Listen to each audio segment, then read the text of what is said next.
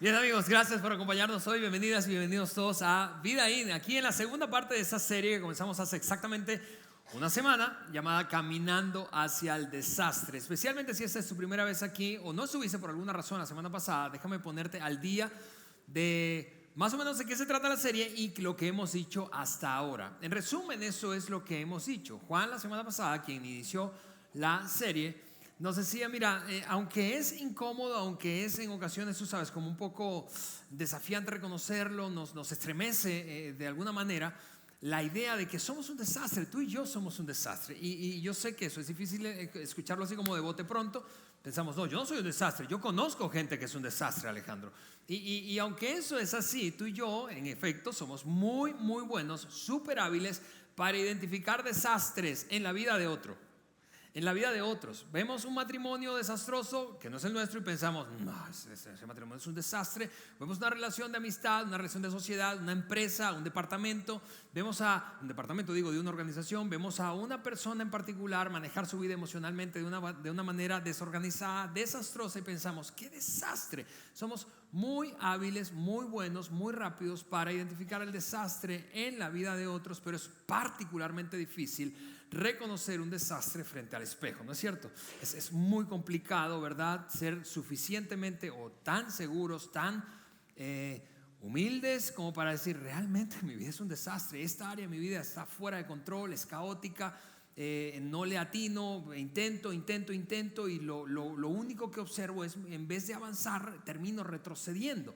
Por eso la semana pasada, a pesar de que fue desafiante, Juan nos invitaba a todos, particularmente cuando vemos el desastre en la vida de alguien más, o en una familia, o en cualquier otra persona distinta a nosotros, cuando vemos ese desastre, no criticar. Nos invitaba y nos desafiaba a no criticar. En vez de criticar, decía él, volvámonos aprendices, volvámonos más bien estudiantes del desastre de la vida de otros. ¿Por qué? Porque en algún sentido tú y yo estamos apenas a una o dos decisiones, un par de decisiones, que nuestra vida se salga de control y eventualmente se convierte en un desastre, ¿no es cierto?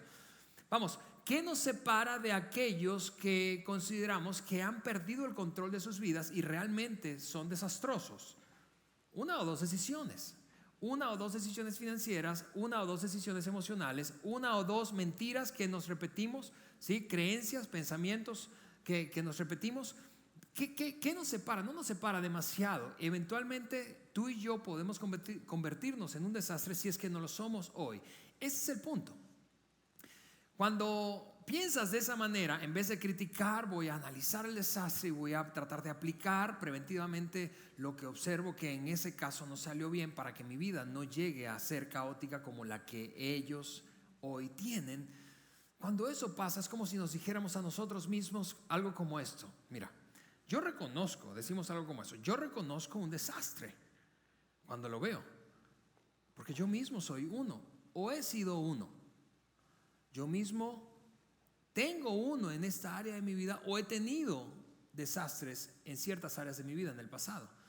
Y cuando pensamos así, yo no sé si tú lo consideras de esa manera como yo, pero ya no se trata de un argumento religioso. Yo sé que en primera instancia tú puedes pensar, bueno, hablar de ese tema en un contexto de iglesia es, evidentemente, me van a soltar un montón de argumentación religiosa, pero eso nada tiene que ver con religión, nada tiene que ver con religión, es más bien un asunto de realidad. Así funciona la vida.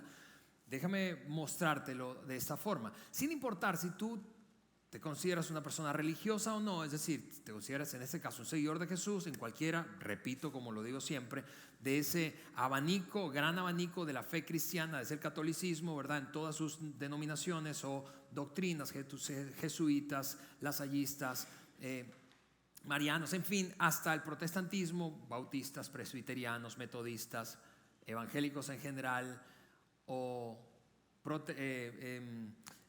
pentecostales, sin importar si tú estás dentro de ese abanico o profesas otra religión, o incluso tú te consideras una persona no afiliada a ninguna religión. Ese es un número, por cierto, creciente hoy en América Latina, en el mundo en general, pero en América Latina en particular es un número creciente. Cada vez hay más personas que dicen, mira, yo creo en Dios, pero yo no profeso ninguna religión, no estoy afiliado a ninguna religión.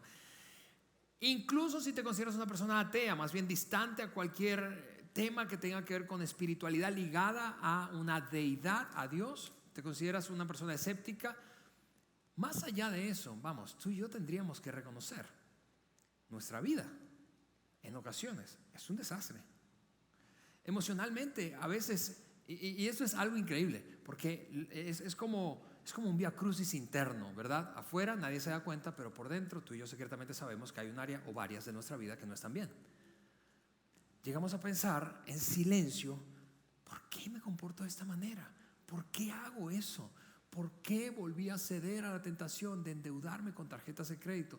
¿Por qué volví a ser infiel? ¿Por qué volví a involucrarme en una relación que no me convenía? ¿Por qué me asocié con esa gente nuevamente? ¿Por qué sigo apostándole a eso que es evidente que no ha funcionado en el pasado, en mi propia vida?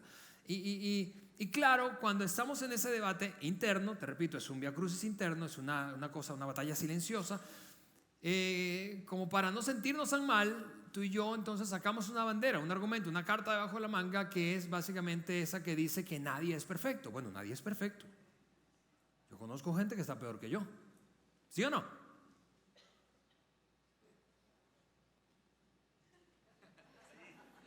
Nadie es perfecto. Y cuando decimos eso, que en efecto es cierto, lo único que estamos reconociendo es que no llegamos a un nivel de perfección que alguien estableció, no sé quién, ¿sí? Moralmente, sin importar, vuelvo a insistir, tu trasfondo espiritual. Si es que creciste en un ambiente religioso, de formación religiosa, entonces tu formación religiosa le dio forma a tu sistema de valores y creencias, que entonces le dio al mismo tiempo, moldeó tu moralidad. Hay una conciencia moral en tu interior que viene de la religión o la formación religiosa, y la mía. O si no creciste en un entorno de formación religiosa, naturalmente tú tienes una conciencia de moralidad, es decir, esa sospecha de que no se supone que esto esté bien. Y yo sé que esto parece como una conversación muy filosófica, pero vas a ver cómo se convierte eso en algo súper práctico. ¿Por qué? Porque nuestros desastres son reales y necesitan solución. Tu desastre moral, mi desastre moral, tu desastre emocional, tu desastre financiero, mi desastre financiero, son reales y necesitan solución. Pero regresando al argumento de que nadie es perfecto, entonces alguien, en algún lugar hay alguien perfecto, que no soy yo y no es nadie que yo conozco, ¿verdad? Y al mismo tiempo hay alguien que definió esa perfección. ¿Quién la definió? Quizá entonces tú y yo no lo notamos, pero al comenzar a tener esa conversación interna, lo único que estamos haciendo sin darnos cuenta es acercarnos a la realidad de que Dios existe, porque es el único que puede mostrarnos perfección y ser perfecto. No solo mostrarnos estableciendo un estándar, sino ejemplificar perfección. Cuando tenemos, te repito, esa conversación de, bueno, ¿qué pasa conmigo? Esto es un desastre, esta área de mi vida es un caos, pero yo no soy perfecto, así como nadie es perfecto, ¿verdad?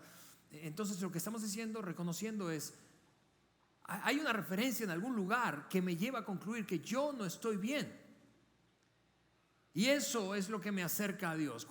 Déjame decirlo de esa manera, cuando reconocemos nuestros desastres, estamos a unos pasos, de hecho, en mi opinión, a unos pasos pequeñitos, a unos pequeños pasos de reconocer a Dios, aunque esa no haya sido necesariamente nuestra intención cuando empezamos a reflexionar en nuestro comportamiento o en nuestro caos. ¿Cómo sabemos eso? ¿Cómo sabemos que tenemos un desastre? Porque tenemos, te repito, una referencia en algún lugar. Yo recuerdo, por ejemplo, en mis 20, en mis tempranos 20, yo tuve una mala racha desastrosa, honestamente, cuando se trataba de manejar carros, de manejar autos, especialmente los que no eran míos. Porque como temprano en mis 20 no tenía lana para tener un carro propio, típicamente pedía un carro prestado. Yo recuerdo, por ejemplo, andando con un amigo, nos propusimos ir a otra ciudad diferente a la que vivíamos y le pedimos el carro prestado a una amiga, un carro chiquitito, compacto Ford, que creo que ya no está en el mercado, era un modelo Ford Ka. Y nos subimos al carro emocionados, 5 de la mañana salimos y no habíamos rodado unos 100, 120 kilómetros, empezamos a ver que el carro se recalentó, pero no nos dimos cuenta. Tuvimos que detenernos para darnos cuenta que habíamos fundido el motor. ¿Qué desastre fue ese? La vergüenza de pedirle un carro a una amiga y 2 tipos fundirle su máquina.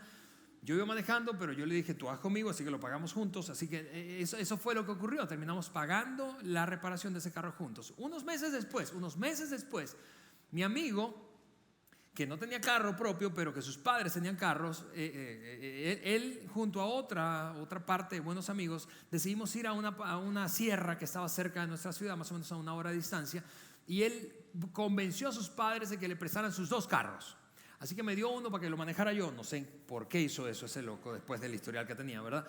Y otro lo manejaba él. Fuimos al lugar, la pasamos súper bien, y cuando terminó eso estábamos ya a punto de regresarnos. Nos subimos todos al carro y estamos por incorporarnos, saliendo de como una especie de rancho en el que estábamos, por incorporarnos a una vía principal a la derecha. Y tú sabes, cuando te estás incorporando, es una especie de diagonal a la derecha. Tú estás pensando, avanzando, pero viendo para ver si vienen del lado izquierdo un carro. Mi amigo iba delante de mí y yo iba atrás. Y yo viendo, y dejé de pisar el freno y golpeé el carro de mi amigo. Así que le fregué los 2 carros de sus papás.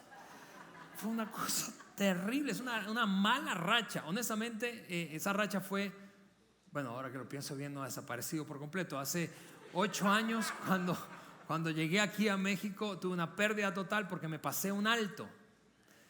Alguien me pegó, luego de pasarme el alto me hizo volar. Mis hijos volaron atrás, estaban muy chiquitos, no traían cinturón, culpa de la mamá, no mía. Y el punto es, ahora a la distancia, algunos piensan, sí, unos amigos cercanos que tengo siguen pensando que soy un desastre al volante. Yo no creo eso. Si tú vas a salir de viaje, tú puedes prestarme tu carro y yo te lo cuido. Así como hizo un amigo mío con su bocho cuando teníamos más o menos yo 22 años. Él iba de viaje y me dijo, Ale, te dejo el carro. No, total, va a estar ahí parado.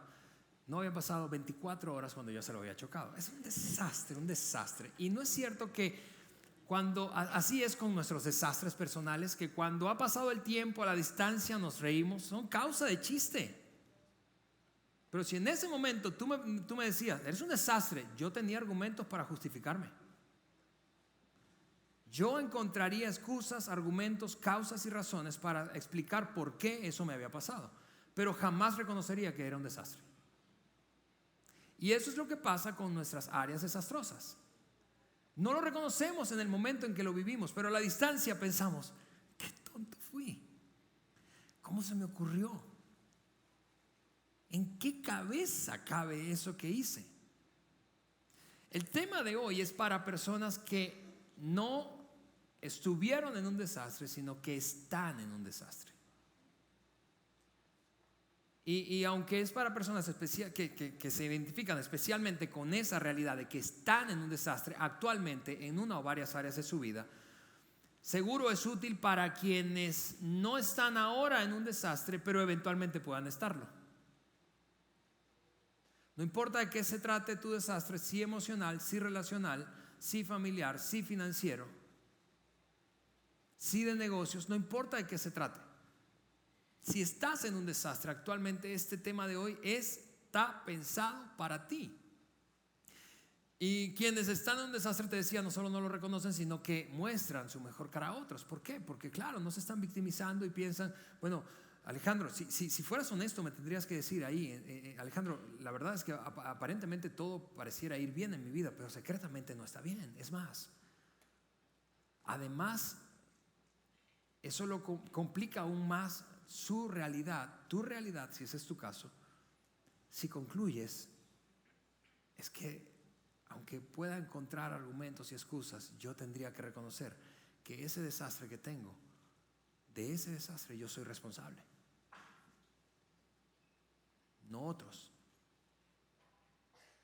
Te repito, el tema de hoy es especialmente útil para ti si ese es tu caso, y si no es tu caso, es útil para el futuro. En esos momentos en donde estamos en medio de nuestro desastre, te repito, no importa si es emocional, relacional, familiar, financiero, ¿sí? No sabemos qué hacer, ¿no es cierto?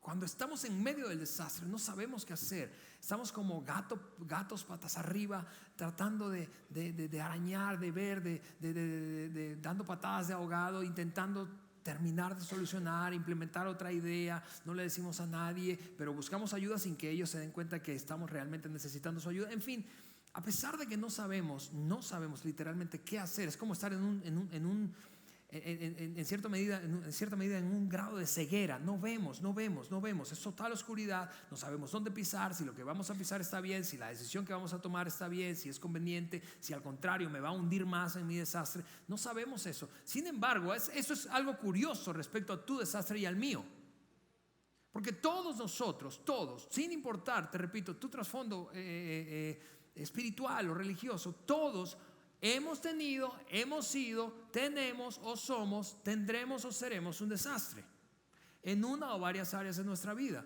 cosas fuera de control.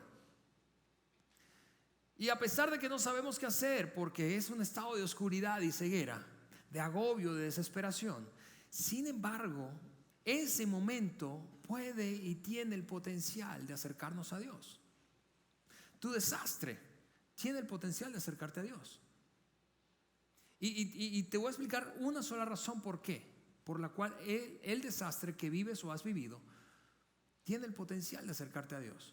Porque eventualmente tú y yo, ante nuestros caos personales, nos quedamos sin opciones, ¿no es cierto? Después de utilizar toda nuestra astucia, toda nuestra sabiduría, todos nuestros recursos, todo lo que hemos aprendido, si nada de eso funciona, terminamos como rindiéndonos, levantando las manos y reconociendo: Señor, si tú no haces algo, yo no sé qué va a pasar. Eso me hace recordar, hablando de cercanía divina en el desastre humano, en tu desastre y el mío, me hace recordar el verso más famoso de la Biblia, Juan 3:16, y que has leído o al menos has escuchado. Porque de tal manera amó Dios al mundo, que dio a su Hijo unigénito, para que todo el que en Él cree no se pierda, sino que tenga vida eterna. Ahora, lo que está comunicando, hablando del contexto de la conversación que tenemos hoy, ese versículo es exactamente esto. Dios está cerca, y es más, está tan comprometido con la humanidad, contigo en particular, conmigo en particular, nos ama tanto pues que está dispuesto a remangarse y a echarse un clavado en nuestro desastre, a embarrarse por amor a ti, para salvarnos ¿de qué o de quién? De nosotros mismos. Por eso Dios amó tanto al mundo que envió a su Hijo, que se hizo hombre, para demostrarnos: tu desastre no me va a alejar de ti. Ahora mira, eso es algo increíble. Yo no sé si tú lo piensas como yo, porque históricamente esa es la manera en que yo crecí creyendo. Si yo tenía un área desordenada, un área de mi vida en que no estaba bien, un área de mi vida en que moralmente estaba, de verdad era vergonzoso, entonces yo pensaba que eso precisamente era lo que me separaba de Dios. Pero el texto más famoso de toda la historia en la Biblia dice que es exactamente al revés, que es tu desastre y mi desastre, que es nuestra perdición, que es nuestro extravío, lo que motivó a Dios a enviar a su Hijo a la tierra, haciéndose uno de nosotros para rescatarnos y salvarnos de nuestro propio desastre. De hecho, típicamente leemos solo el versículo 16, pero el 17 es que quiero mostrarte ahora. Dice la razón, o enfatiza la razón por la cual Dios envió a su Hijo o se hizo hombre. Dios dice en principio que cuál no es la razón. Dios no envió a su Hijo al mundo, ¿para qué? Para condenar al mundo. Dios, ¿te das cuenta de eso? Que históricamente, iglesia, cristianismo en general, catolicismo, protestantismo, crecimos creyendo que nuestro desastre, caos, nos alejaba de Dios. Pero Juan, biógrafo de Jesús, su hombre más cercano, citó a Cristo cuando dijo esto: Dios no envió a su Hijo, refiriéndose al mismo, para condenar al mundo. No lo envió como policía cósmico para decir algo como: ajá, te agarré, así te quería descubrir, metiendo la pata como siempre. Dios no hizo eso. Dios envió a su Hijo para salvarlo por medio de él. Dios no envió a su Hijo para condenar al mundo, sino para salvarlo por medio de él. Y cuando tú lees la frase o la palabra mundo, quizá eso te parezca demasiado genérico, ¿verdad? Como más de 7 mil millones de personas en el planeta. Y está bien, evidentemente Dios vino para salvar a la humanidad, pero a ti en particular y a mí en particular. Y eso hace que esa declaración sea extraordinariamente más personal. Dios vino para rescatarte a ti de tu desastre y a mí del mío. Ahora, lo que quiero hacer con el tiempo que me queda es, hablando de eso, del compromiso de Dios, de involucrarse y acercarse hacia nuestro desastre para rescatarnos de nuestro desastre. Lo que quiero hacer es repasar 3 historias bíblicas, 3 historias que están en el Nuevo Testamento, 3 historias o momentos, situaciones que atravesó interactuando Jesús con personas que tenían vidas desastrosas. 2 mujeres y un hombre. No hay razón para que sean 2 a 1, no hay ninguna razón machista en el asunto. Sencillamente son 3 historias. ¿Está bien? Historia de 2 mujeres y un hombre cuyas vidas eran un desastre.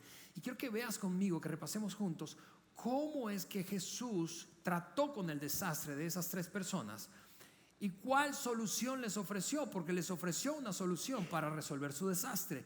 Creo yo, y cuando digo creo es que estoy convencido, yo creo que Jesús les ofreció a ellos la solución que quiere ofrecerte a ti y a mí. La misma solución que les ofreció a estos 3 personajes, quiere ofrecerte a ti y a mí. Déjame darte contexto. La primera de ellas, y probablemente estas historias las has escuchado o leído, especialmente si creciste en un contexto de iglesia. Yo las había leído un montón de veces y para este mensaje volví a repasar cada una de esas 3. La primera de ellas trata de una mujer que fue llevada como cautiva, ¿sí? Forzosamente, un día que Jesús estaba enseñando muy temprano en la mañana en un templo, en una iglesia. De hecho, uno de las traducciones bíblicas dice que eran aproximadamente a las 6 de la mañana. Jesús estaba enseñando. Imagina que es una reunión súper matutina, ¿verdad? Gente madrugadora como ustedes, que estaban allí escuchando a Jesús. Y había una multitud, un número importante de gente que estaba escuchando a Cristo enseñar. Y de repente entra una turba de líderes religiosos. Escucha esto porque es fascinante. Líderes religiosos, gente que pues gobernaba básicamente la iglesia, que decía qué hacer, qué no hacer, que establecía los estándares morales, que interpretaba la Biblia para la gente, o el Antiguo Testamento en este caso, porque eran judíos. Líderes judíos religiosos con una mujer que trajeron a la fuerza y la presentaron delante de Jesús en el templo. Muy temprano en la mañana, te digo, irrumpieron entonces así, interrumpieron la enseñanza de Jesús y miraron a Jesús con la mala intención de siempre de los fariseos y líderes religiosos de la época, porque se sentían amenazados por la influencia creciente de Cristo. Le dijeron algo como: a ver, la ley de Moisés, esa que aprendimos en toda nuestra historia como país, religiosamente hablando, eso es lo que enseña, que si una mujer es sorprendida en adulterio debe morir apedreada. Y aquí está esa mujer que acabamos de capturar en pleno acto de adulterio. Es decir, a pesar de que la historia no especifica, la mujer básicamente, o ella estando casada se acostó con un hombre distinto a su marido, o ella sin estar casada se acostó con un hombre que estaba casado. Lo cierto es que está allí y ellos están esperando la reacción de Jesús. Y si recuerdas la historia o la has leído, es famosísima, o la has visto en películas, típicamente Semana Santa, ¿verdad? Jesús se inclinó y empezó a escribir garabatos ahí en el piso, en la arena, en la tierra, sin prestarles mucha atención. Pero ellos insistieron y lo presionaron para que les diera una respuesta. ¿Qué debe hacerse?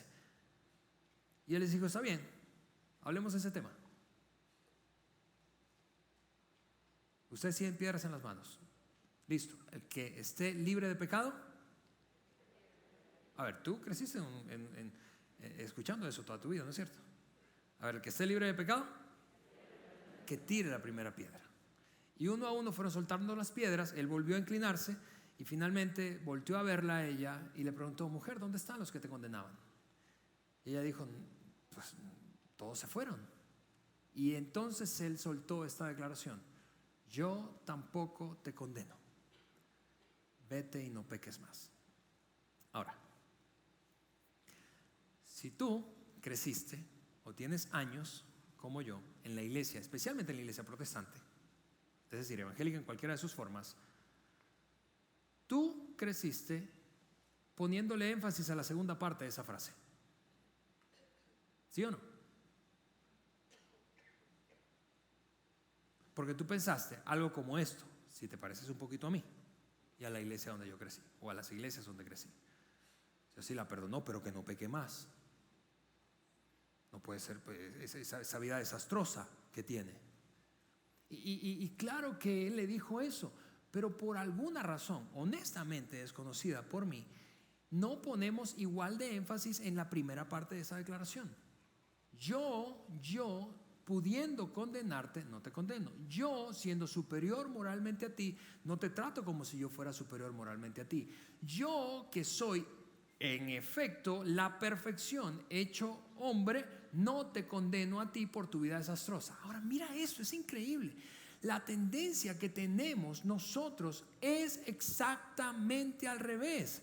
Es la de condenar, la de señalar, la de creernos superiores moralmente, y especialmente aquellos que crecimos en la iglesia. Y por eso es que yo no quiero desperdiciar ninguna oportunidad para repasar juntos el tipo de iglesia que estamos intentando hacer.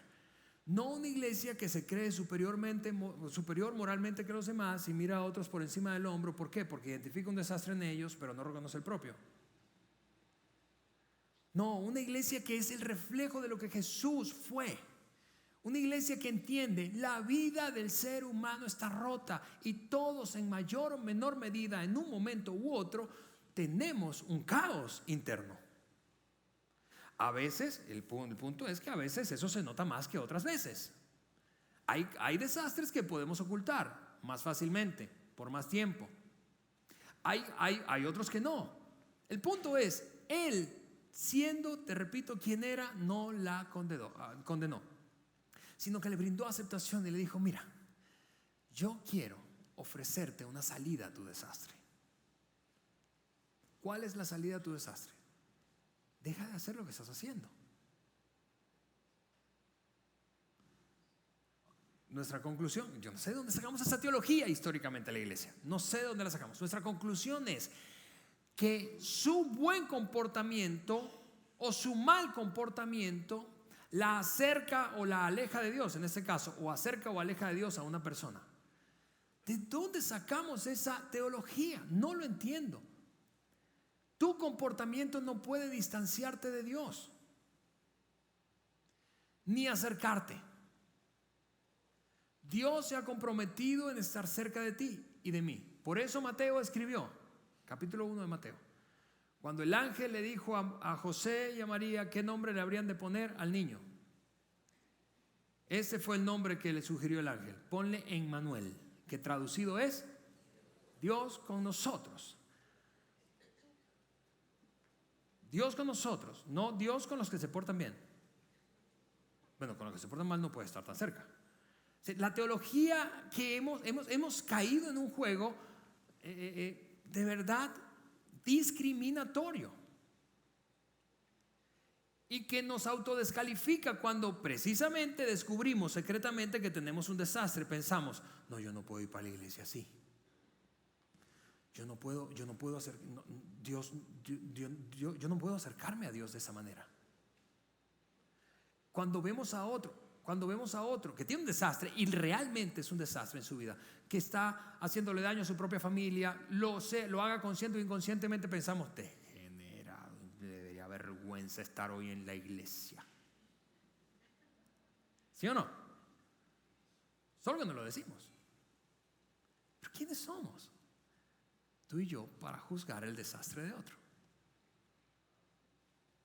Otra historia. Un hombre, según la historia biográfica en la que está narrada este momento, su descripción era que era muy chaparrito, llamado Zaqueo. Era, hace cuenta, un fiscal del Servicio de Administración Tributaria, corrupto. No quiere decir que todos los fiscales del SAT son corruptos, pero este era corrupto. Se había enriquecido ilícitamente como le daba la gana, a diestra y siniestra, abusado de su poder, de su autoridad, manipulado a otros, le había pedido mordida a todo el mundo y era rico. Pero no solo eso, sino que era extraordinariamente despreciado, no solo por su nivel de corrupción, sino por su postura traicionera hacia su propio país.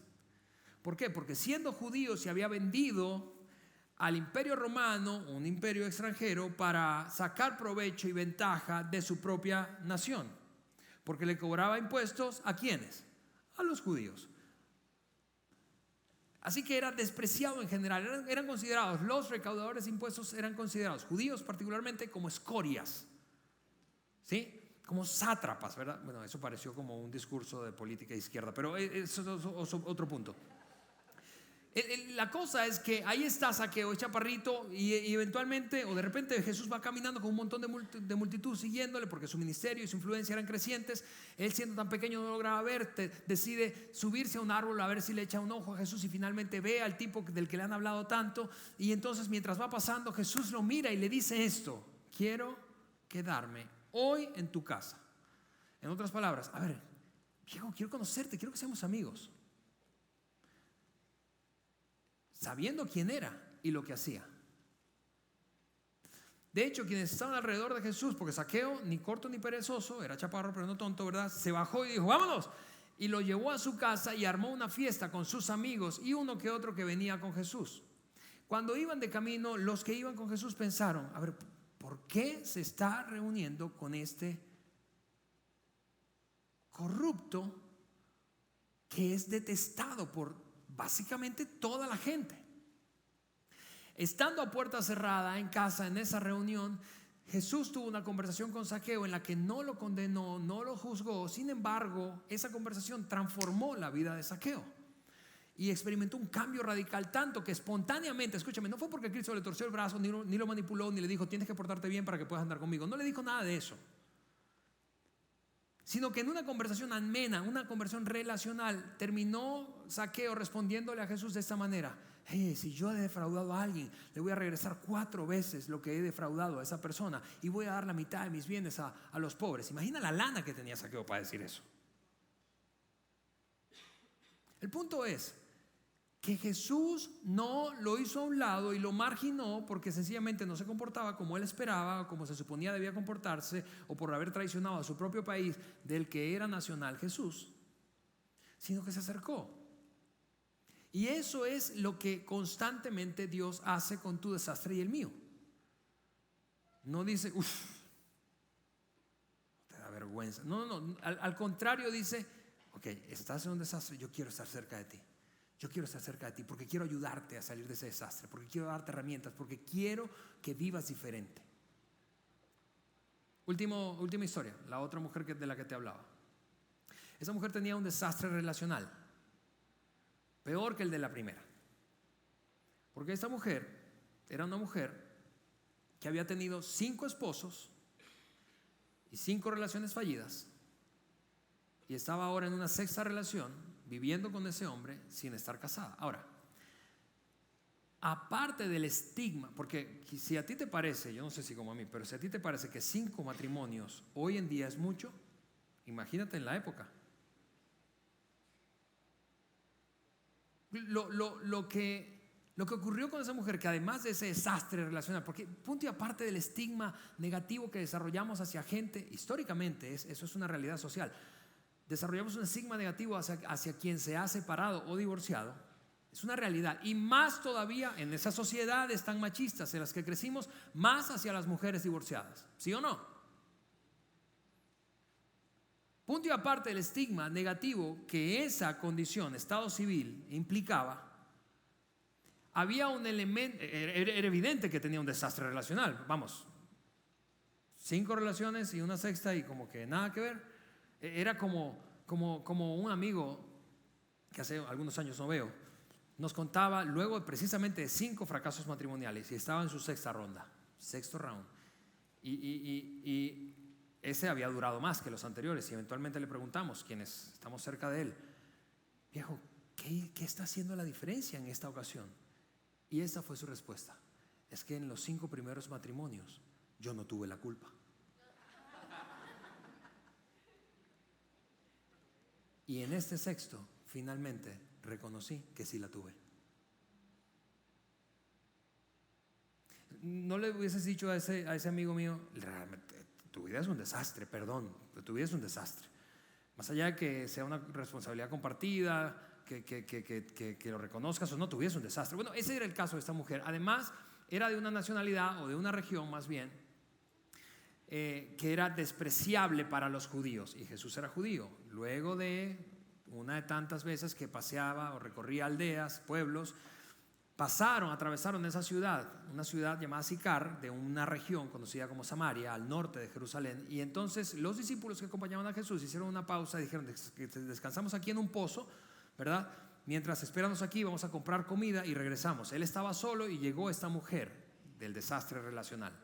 Y él le pide agua. Y ella se queda un poco extrañada. ¿Por qué? Porque ella sabe, un judío no le habla a un samaritano porque lo considera inferior, lo considera basura espiritualmente hablando. Y entonces, a pesar de que eso pasa, él sigue hablando con ella, como si no supiera. Y él le dice: ¿acaso tú no sabes que yo soy samaritana? Sí, yo sé que eres samaritana. Lo que te estoy pidiendo es agua. ¿Puedes sacarme un poco de agua de ese pozo? Y en esa conversación, entonces ella como que no termina de caerle el 20. Él le dice: ¿tú crees que puedes buscar a tu marido para que venga? No, yo no estoy casada. Claro, no estás casada. Y ahí la reveló, desnudándola completamente de su desastre. Claro, no estás casada porque has estado casada 5 veces y en esta sexta ocasión, esta sexta relación que tienes, todavía no estás casado y sigues en el mismo desastre. Termina esa escena famosa, de hecho, con esta declaración de Jesús hacia esa mujer: si solo supieras lo que tengo para ti, me pedirías y yo llenaría esa necesidad que no has podido llenar con nada, ni con nadie. Lo que te decía antes de contarte estas 3 historias es que Dios no le teme a tu desastre ni al mío. No es un policía cósmico que anda tratando de capturarte en cada metida de pata que tú cometes o yo cometo. Dios ve el desastre, no se asusta, sino que le entra porque quiere ayudarte y no te condena y te ofrece una solución. ¿Cuál es la solución? La solución es Cristo mismo. Él mismo, Jesús, es la solución para nuestros desastres. Y voy a decirte por qué. Porque esto puede parecerte sencillamente un argumento eclesiástico. Es la solución a nuestros desastres porque lo que tú necesitas ante tu desastre no es cierto que es aceptación incondicional. No es verdad que tú no requieres a alguien que te restriegue tus errores en la cara, sino que te ame, te abrace incondicionalmente. No es cierto que en el fondo lo que anhelamos es a alguien que nos entienda, que queremos comprensión. No es cierto que en el fondo, ves que no es argumentación religiosa ni eclesiástica, no es cierto que en el fondo, secretamente, a pesar de que ponemos fachadas y mostramos a todos que aparentemente todo está bien, en el fondo te sientes solo, aislado, te sientes culpable y miserable. ¿No es cierto que así nos sentimos todos ante nuestros desastres? Dime, ¿quién puede darte lo que necesitas sino tu Padre Celestial? ¿No es cierto que ante el desenfreno moral al que a veces cedemos tú y yo, no importa de lo que se trate, si de engaños, si de mentiras, si de abusos de poder, si de manipulación, no es cierto que en el fondo lo que nos sentimos es aislados, solos, y lo que necesitamos es a alguien que nos abrace y nos ame y que diga: ¿sabes qué? Yo comprendo que lo que hoy haces es el resultado probablemente de toda tu historia, que fuiste una víctima de las circunstancias de tu pasado, que creciste en un hogar súper disfuncional, que nadie te enseñó a cómo hacerlo y que nadie te ha comprendido, sino que en cambio se ha puesto frente a ti para juzgarte. Eso es lo que necesitamos todos. Y que en vez de señalarnos nos dé herramientas para salir y que nos muestre paciencia y que ante nuestra rebeldía contra nuestros padres, contra autoridades, lo que necesitamos es eso. ¿Ves que esto no es un argumento meramente eclesiástico ni religioso? ¿Quién puede darte eso? ¿Quién puede darme eso a mí? ¿Quién puede perdonarte tantas veces? Porque hay quien te ha perdonado, pero ilimitadamente, ¿quién podría hacerlo?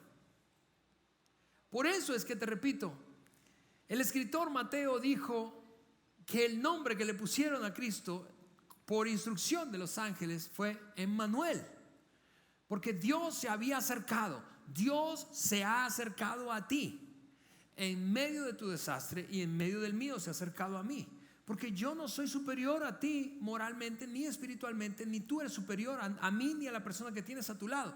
Por más creyente que sea, por más maduro que seas. Regresa conmigo a la historia de la mujer adúltera, a la primera que te conté, que capturaron en pleno acto de adulterio y la iban a apedrear. Yo te decía que eso ocurrió en pleno, hace cuenta, un servicio como este, pero a las 6 de la mañana. Y interrumpieron entonces allí la reunión. Él hizo lo que hizo. La mujer quedó sorprendida, no, como que no le caía el 20 lo que había ocurrido, pero recibió lo que tanto anhelaba y necesitaba: perdón. Y salió entonces de allí y Jesús continuó enseñando. Así que eso es lo que narra Juan que ocurrió una vez más.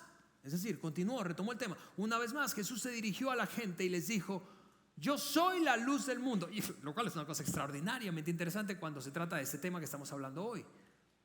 ¿Por qué? Porque decíamos que andar o tener un desastre en nuestra vida es como andar en oscuridad, ¿no es cierto? Jesús dijo: yo soy la luz del mundo. ¿Tú quieres salidas? ¿Quieres claridad para tu desastre? Yo soy la luz. Porque desastre es el equivalente a oscuridad. Y luego siguió diciendo: si ustedes, mira esto, si ustedes me siguen, y aquí está la solución, la invitación es la misma en todos los casos de desastre de cualquier ser humano, sin importar si es la primera o enésima vez que estás en el mismo desastre, sin importar si el desastre es demasiado evidente o lo puedes ocultar, sin importar si es demasiado importante o parece que no es tan grave. La invitación siempre es la misma, de tu Padre Celestial para ti y para mí. La invitación es: sígueme.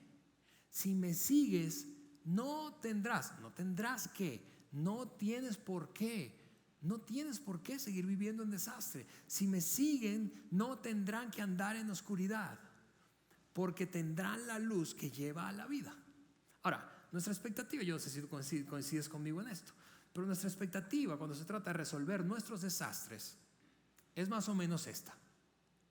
Hace como un mes y medio yo me quedé, mi carro me dejó tirado en la autopista, carretera entre Durango y Torreón. Y yo lo que hice fue llamar al servicio de grúas, que me provee la póliza de seguro del auto, y esperamos ahí unas horas. Llegó la grúa y me trajo hasta acá. Y honestamente conocí al gruero, conversamos, porque me vine ahí al ladito de él. De hecho, veníamos dos, así que estamos muy cerca, ¿verdad? Y cuando conversamos con él, conocimos un poco de su historia, pero me dejó en mi casa 2 de la mañana, después de todo ese viaje. Y honestamente yo ni siquiera puedo recordar su nombre hoy. Yo puedo decirte, ¿qué fue lo que ocurrió esa noche? Le dije: gracias, viejo, gracias. Cualquier cosa te llamo, ¿no?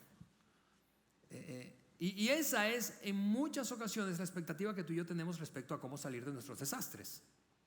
Nos metemos en un desastre y quisiéramos que, como aquel gruero, llegara alguien, nos diera una fórmula, nos echara la mano, gato, ¿verdad? Cambiara llanta y chao, si te llamo, cualquier cosa te llamo, ya, pero yo no te quiero ver, no sigas preguntándome por la misma cosa.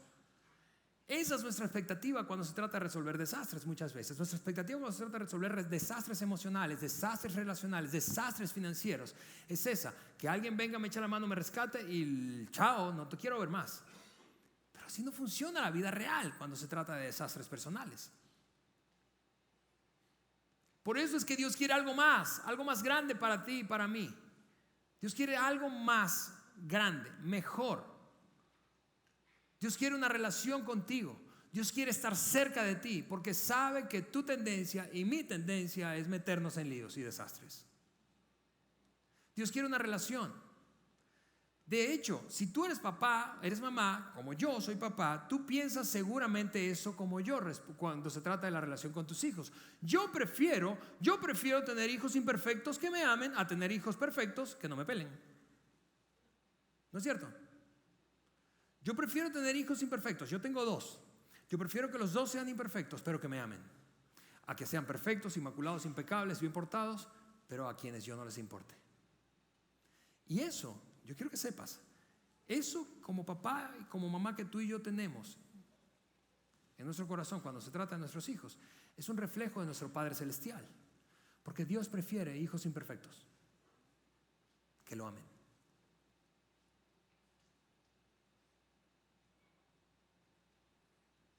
Dios prefiere hijos imperfectos. Cuando estés en medio de tu desastre, no concluyas equivocadamente, rápidamente, que ahora estás lejos de Dios. No. Dios quiere estar cerca de ti y constantemente te extiende la misma invitación: sígueme, vamos, sígueme.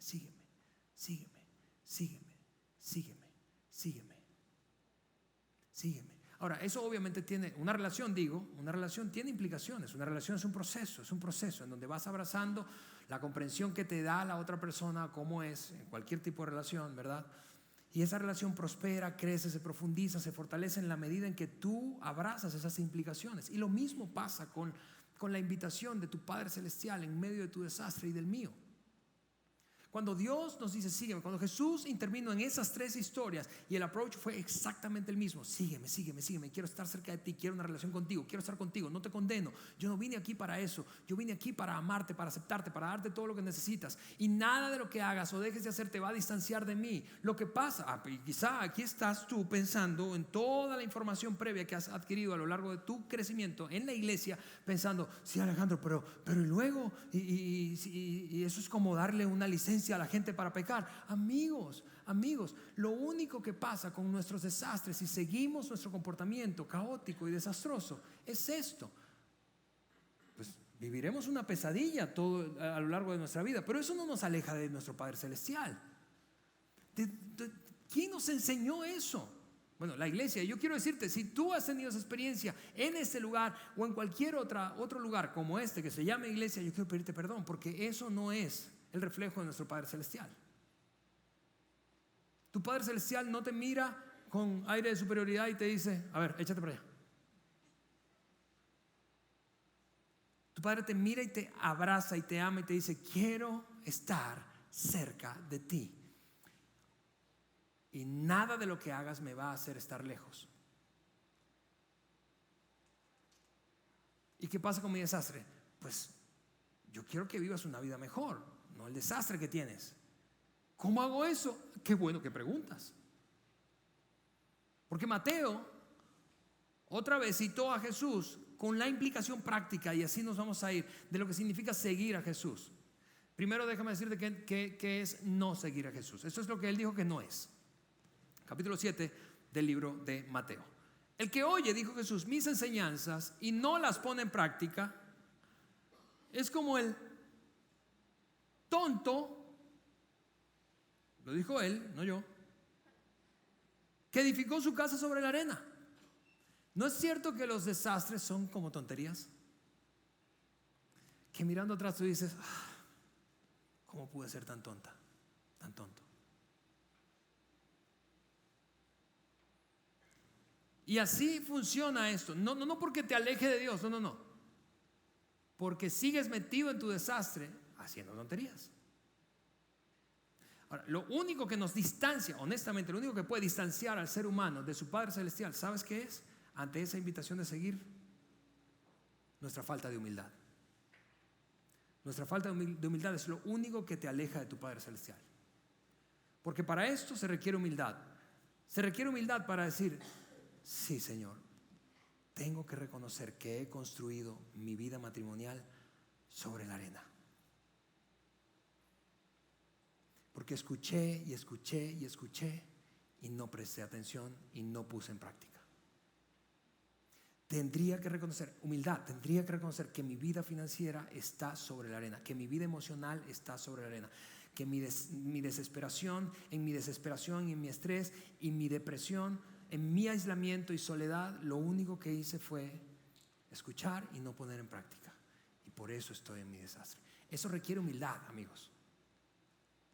Ahora, Mateo dice, al contrario, o en contraste, que sí es seguir a Jesús. Seguir a Jesús es esto: el que presta atención a mis enseñanzas y las pone en práctica es tan sabio, ¿notas el contraste? Tan sabio como el hombre que edificó su casa sobre una roca bien firme. Y no quiero que pierdas de vista eso rápidamente. Hay dos cosas aquí importantes. Uno es una aceptación a la invitación de Jesús de seguirle. Eso requiere un sí.